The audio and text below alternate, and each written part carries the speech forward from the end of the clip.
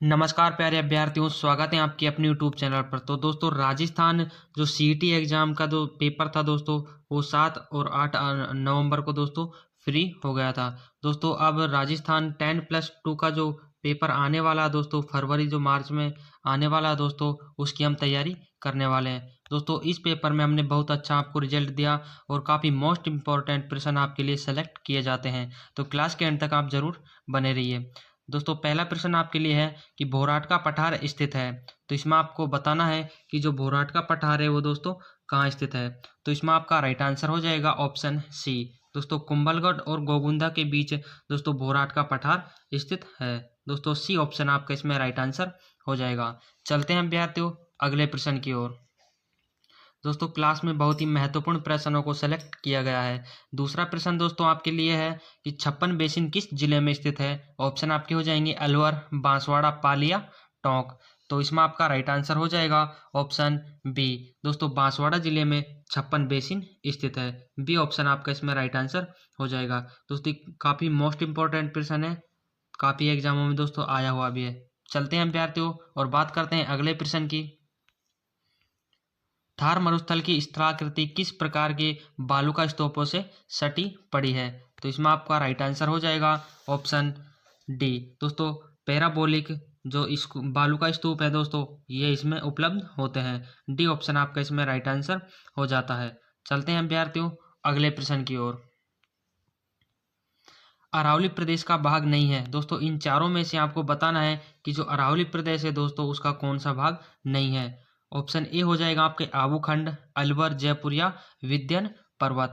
तो इसमें आपका राइट आंसर हो जाएगा दोस्तों ऑप्शन डी, विंध्य पर्वत जो एक अरावली प्रदेश का भाग नहीं माना जाता।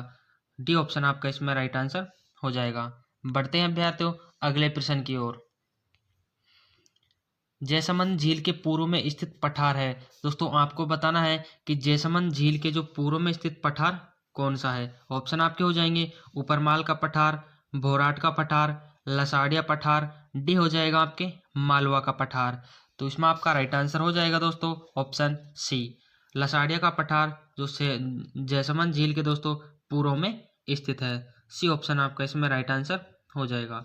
चलते हैं विद्यार्थियों अगले प्रश्न की ओर। हाड़ौती के पठार में राजस्थान का कौन सा क्षेत्र सम्मिलित किया जाता है। दोस्तों इस प्रश्न में आपसे पूछा है कि हाड़ौती के पठार में राजस्थान का कौन सा जो क्षेत्र है वो सम्मिलित किया जाता है। ऑप्शन आपके हो जाएंगे दक्षिणी पूर्वी, दक्षिणी, दक्षिणी पश्चिमी और डी हो जाएगा आपके उत्तर पश्चिमी। दोस्तों इसमें आपका राइट आंसर हो जाएगा ऑप्शन ए, दक्षिणी पूर्व का भाग जो हाड़ौती पठार में सम्मिलित किया जाता है। दोस्तों मोस्ट इंपॉर्टेंट प्रश्न है आपकी परीक्षा की दृष्टि से। चलते हैं अगले प्रश्न की ओर। मारवाड़ सेवा संघ का गठन किसने किया। दोस्तों इसमें आपको बताना है कि मारवाड़ जो सेवा संघ है दोस्तों उसका गठन किसने किया। ऑप्शन आपके हो जाएंगे जयनारायण व्यास, माणिक्यलाल वर्मा, चांदमल सुराणा। डी हो जाएगा आपके कपूरचंद पाटनी। तो इसमें आपका राइट आंसर हो जाएगा ऑप्शन ए, यानी कि नारायण व्यास द्वारा दोस्तों मारवाड़ सेवा संघ की स्थापना की गई थी। ए ऑप्शन आपका इसमें राइट आंसर हो जाएगा। चलते हैं विद्यार्थियों और बात करते हैं अगले प्रश्न की।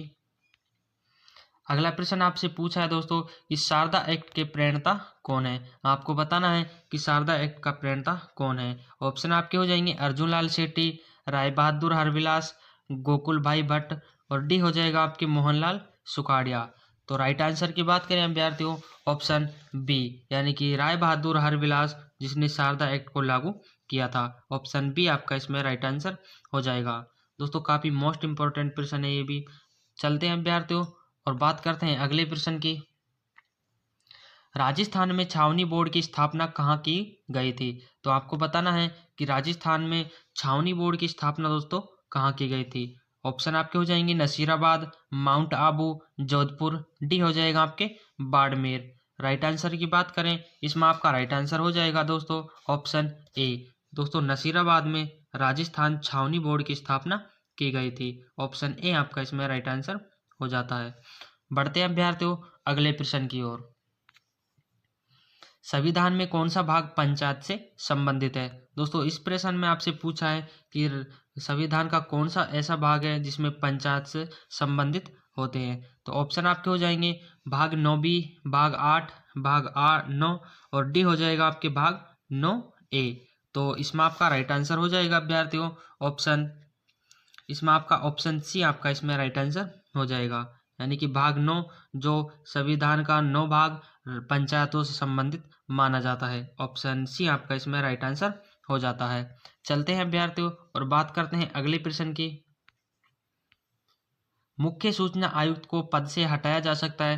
दोस्तों इस प्रश्न में आपसे पूछ लिया है कि जो मुख्य आयुक्त होता है दोस्तों उसको कौन हटा सकता है। ऑप्शन आपके हो जाएंगे मुख्यमंत्री, राज्यपाल द्वारा उच्च न्यायालय के निर्देश पर, सी हो जाएगा आपके राज्यपाल द्वारा, और डी हो जाएगा आपके राज्यपाल द्वारा उच्च न्यायालय के निर्देश पर।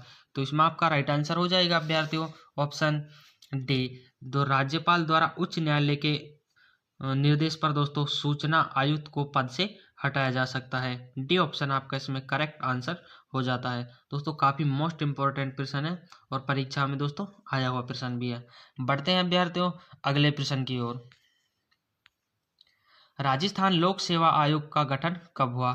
इस प्रश्न में आपसे पूछा है कि राजस्थान जो लोक सेवा आयोग है दोस्तों उसका गठन कब हुआ था। ऑप्शन आपके हो जाएंगे 20 अगस्त 1949 को, 1 नवंबर 1956 को, 30 मार्च 1948 को, और डी हो जाएगा आपके 26 जनवरी 1950 को।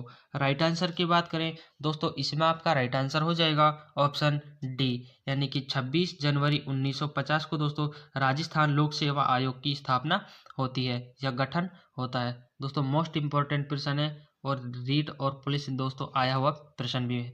बढ़ते हैं विद्यार्थियों अगले प्रश्न की ओर। राजस्थान लोक सेवा आयोग के प्रथम अध्यक्ष कौन थे। दोस्तों उसमें आपसे स्थापना पूछी थी, इसमें पूछा है आपसे कि राजस्थान लोक सेवा आयोग के प्रथम अध्यक्ष आपसे पूछ लिया है। ऑप्शन आपके हो जाएंगे SK Ghosh, SC Tripathi, BS Tiwari, D हो जाएगा आपके NS वर्मा। तो दोस्तों इसमें आपका राइट आंसर हो जाएगा। दोस्तों इसमें आपके राइट आंसर की बात करें ऑप्शन ए, यानी कि SK घोष इसमें आपका राइट आंसर हो जाता है। चलते हैं विद्यार्थियों और बात करते हैं अगले प्रश्न की। हमीर रासो एवं हमीर काव्य के रचनाकार। दोस्तों इस प्रश्न में आपसे पूछा है कि हमीर रासो और हमीर काव्य की जो रचना है दोस्तों वो किसने की थी। ऑप्शन आपके हो जाएंगे सारंगदेव, सारंगधर, मुरारीदान, डी हो जाएगा आपके गिरधर व्यास।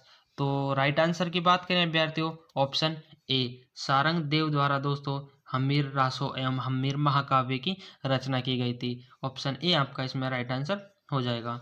बढ़ते हैं विद्यार्थियों अगले प्रश्न की ओर। राजस्थान के किस जिले में युद्ध संग्रहालय की स्थापना अगस्त 2015 में की गई थी। दोस्तों काफी मोस्ट इंपॉर्टेंट प्रश्न है कि अगस्त 2015 में दोस्तों युद्ध संग्रहालय की स्थापना कहाँ की गई थी, ये आपसे पूछा है। ऑप्शन आपके हो जाएंगे सीकर, जैसलमेर, जोधपुर या बाड़मेर। राइट आंसर की बात करें ऑप्शन बी, दोस्तों जैसलमेर में जो युद्ध संग्रहालय है 2015 में इसकी स्थापना की गई थी। बढ़ते हैं विद्यार्थियों अगले प्रश्न की ओर। पश्चिमी क्षेत्र सांस्कृतिक केंद्र कहाँ स्थित है। दोस्तों आपको बताना है कि जो पश्चिम के दो सांस्कृतिक केंद्र है दोस्तों वो कहाँ स्थित है। ऑप्शन आपके हो जाएंगे डूंगरपुर, उदयपुर, बांसवाड़ा, डी हो जाएगा आपके सिरोही। राइट आंसर की बात करें ऑप्शन बी, दोस्तों उदयपुर में जो पश्चिमी क्षेत्र का सांस्कृतिक केंद्र है दोस्तों उदयपुर जिले में स्थित है। बी ऑप्शन आपका इसमें राइट आंसर हो जाता है। बढ़ते हैं विद्यार्थियों अगले प्रश्न की ओर। कन्यावध के विरुद्ध कानून बनाने वाला पहला राज्य कौन सा था। इस प्रश्न में आपसे पूछा है कि कन्यावध पर कानून जिस राज्य ने सबसे पहले बनाए थे दोस्तों वो आपको बताना है। ऑप्शन आपके हो जाएंगे बीकानेर, जयपुर, जोधपुर या कोटा। तो राइट आंसर की बात करें ऑप्शन डी, दोस्तों कोटा राज्य ने कन्यावध के विरुद्ध सबसे पहले कानून पारित किए थे। ऑप्शन डी आपका इसमें राइट आंसर हो जाएगा। बढ़ते हैं विद्यार्थियों अगले प्रश्न की ओर। राजस्थान की किस भाषा पर मराठी भाषा का प्रभाव है। इस प्रश्न में आपसे पूछा है कि मराठी भाषा का प्रभाव कौन सी भाषा पर है। ऑप्शन आपके हो जाएंगे तोरावाटी, राजवाटी, नागरचोल, डी हो जाएगा आपके राठी। तो इसमें आपका राइट आंसर हो जाएगा दोस्तों ऑप्शन डी, यानी कि राठी भाषा जिस पर मराठी भाषा का प्रभाव माना जाता है। ऑप्शन डी आपका इसमें राइट आंसर हो जाएगा। बढ़ते हैं विद्यार्थियों अगले प्रश्न की ओर।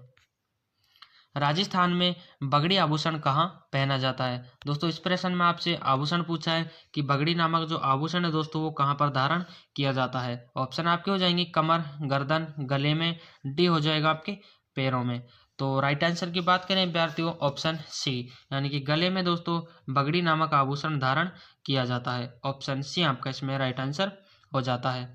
बढ़ते हैं विद्यार्थियों, राणा सांगा ने किस युद्ध में बाबर की सेना को हराया था? आपको बताना है कि राणा सांगा ने किस युद्ध में दोस्तों बाबर की सेना को पराजित किया था। ऑप्शन आपके हो जाएंगे खानवा का युद्ध, नागौर, घाघरा का युद्ध, डी हो जाएगा आपके बयाना। तो राइट आंसर की बात करें अभ्यर्थियों, राइट आंसर इसमें आपका हो जाएगा ऑप्शन डी यानी कि बयाना के युद्ध में दोस्तों राणा सांगा ने बाबर की सेना को हराया था। डी ऑप्शन अब इसमें आपका राइट आंसर हो जाता है। चलते हैं अभ्यर्थियों और बात करते हैं अगले प्रश्न की। जयपुर का निर्माण किसके द्वारा करवाया गया? दोस्तों इस प्रश्न में आपको बताना है कि जो जयपुर का निर्माण है दोस्तों वो किसके द्वारा करवाया गया था। ऑप्शन आपके हो जाएंगे करण सिंह, जयसिंह द्वितीय, मान सिंह, डी हो जाएगा आपके अनूप सिंह। राइट आंसर की बात करें तो इसमें आपका राइट आंसर हो जाएगा ऑप्शन बी यानी कि जयसिंह द्वितीय द्वारा दोस्तों जयपुर जिले का निर्माण करवाया गया था। ऑप्शन बी आपका इसमें राइट आंसर हो जाता है।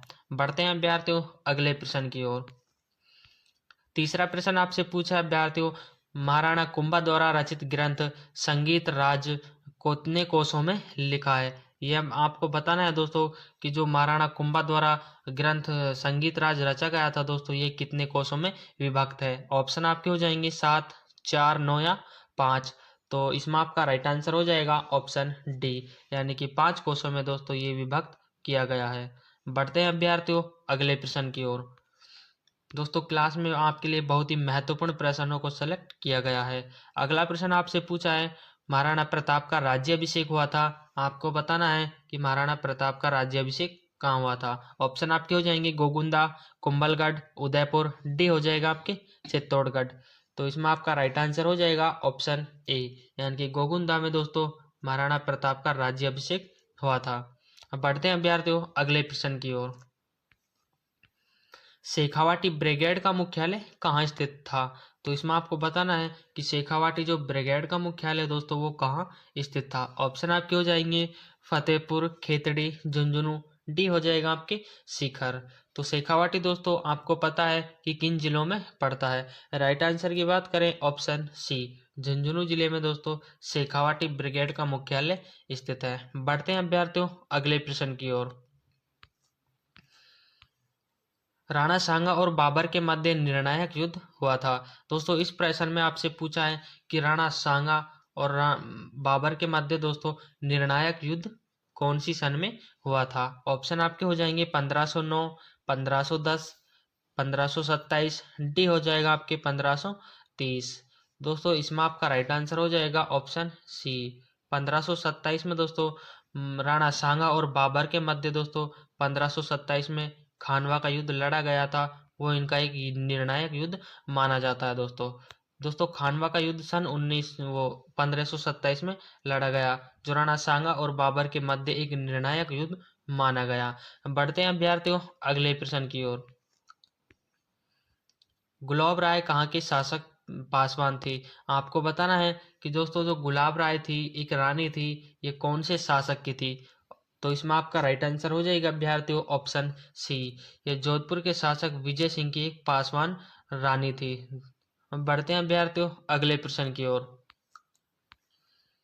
राजस्थान का दूसरा सबसे पुराना किला कौन सा है? दोस्तों इस प्रश्न में आपसे पूछा है कि राजस्थान का दूसरा सबसे पुराना किला कौन सा है। ऑप्शन आपके हो जाएंगे बीकानेर, जैसलमेर, कुंभलगढ़, डी हो जाएगा आपके मेहरानगढ़ किला। दोस्तों दूसरा सबसे पुराना किला हो जाएगा, इसमें आपका राइट आंसर है ऑप्शन सी यानी कि ऑप्शन बी आपका इसमें राइट आंसर हो जाता है यानी कि जैसलमेर का किला दोस्तों जो राजस्थान का दूसरा सबसे पुराना किला माना जाता है। बढ़ते हैं अभ्यर्थियों अगले प्रश्न की ओर। मंडन किस दुर्ग का शिल्पी था? दोस्तों इस प्रश्न में आपसे पूछा है कि मंडन किस दुर्ग का शिल्पी था। ऑप्शन आपके हो जाएंगे चित्तौड़, अचलगढ़, कुंभलगढ़, डी हो जाएगा आपके गागरोन। तो दोस्तों इसमें आपका राइट आंसर हो जाएगा ऑप्शन सी, यानी कुंभलगढ़ दुर्ग का मंडन शिल्पी माना जाता है। बढ़ते हैं अभ्यर्थियों अगले प्रश्न की ओर। लोक देवता मल्लीनाथ जी का मंदिर कहाँ पर है? दोस्तों आपको बताना है कि लोक देवता मल्लीनाथ जी का जो मंदिर है वो कहाँ पर स्थित है। तो इसमें आपका राइट आंसर हो जाएगा अभ्यर्थियों ऑप्शन ए, तिलवाड़ा बाड़मेर में दोस्तों मल्लीनाथ जी का प्रसिद्ध मंदिर स्थित है। ए ऑप्शन आपका इसमें राइट आंसर हो जाएगा। बढ़ते हैं अभ्यर्थियों अगले प्रश्न की ओर। मातरकुंडिया मंदिर किस जिले में स्थित है? इस प्रश्न में आपसे पूछा है दोस्तों कि मातरकुंडिया जो मंदिर है दोस्तों वो किस जिले में स्थित है। उदयपुर, राजसमंद, भीलवाड़ा या चित्तौड़गढ़? राइट आंसर हो जाएगा ऑप्शन डी, यानी कि चित्तौड़गढ़ जिले में मातरकुंडिया का प्रसिद्ध मंदिर स्थित है। दोस्तों काफी मोस्ट इंपॉर्टेंट प्रश्न है आपकी आगामी परीक्षाओं के लिए दोस्तों, और एग्जाम में दोस्तों पहले भी आया हुआ प्रश्न है। बढ़ते हैं अभ्यर्थियों अगले प्रश्न की ओर। उदयपुर के निकट एकलिंग जी का मंदिर किस शासक ने बनवाया था? दोस्तों इस प्रश्न में आपसे पूछा है कि उदयपुर के निकट जो एकलिंग जी का मंदिर है दोस्तों वो किस शासक ने बनवाया था। ऑप्शन आपके हो जाएंगे राणा कुंभा, राणा सांगा, उदय सिंह, डी हो जाएगा आपके बप्पा रावल। तो दोस्तों एकलिंग जी का मंदिर अपने बनवाया था ऑप्शन डी, यानी कि बप्पा रावल ने दोस्तों एकलिंग जी का मंदिर बनवाया था। ऑप्शन डी आपका इसमें राइट आंसर हो जाता है। दोस्तों क्लास पसंद आई हो तो लाइक एंड सब्सक्राइब करें, और जो भी विद्यार्थी सीईटी 12वीं लेवल की तैयारी कर रहा है और राजस्थान जीके के लिए चैनल को जरूर सब्सक्राइब करें। दोस्तों क्लास में आपके लिए बहुत ही महत्वपूर्ण प्रश्नों को सेलेक्ट किया जाता है और गत परीक्षाओं में आए हुए प्रश्न भी सेलेक्ट किए जाते हैं। तो दोस्तों तैयारी आपकी बढ़िया तरह से लेकर चलेंगे। दोस्तों धन्यवाद, मिलते हैं अगली क्लास में।